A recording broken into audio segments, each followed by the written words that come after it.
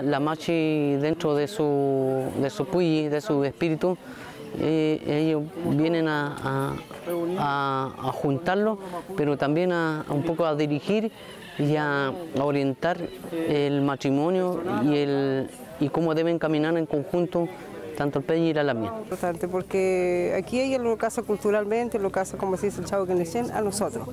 Entonces ahora lo hacemos civilmente, que donde uno firma el documento, que lo alille y todo eso, pero igual las dos cosas son muy importantes. Sí, dejar nombrado que un lonco se casa de esta manera y espero que en la Araucanía de Chile, como mapuche, como lonco de la Araucanía, por primera vez se ve este rito cultural.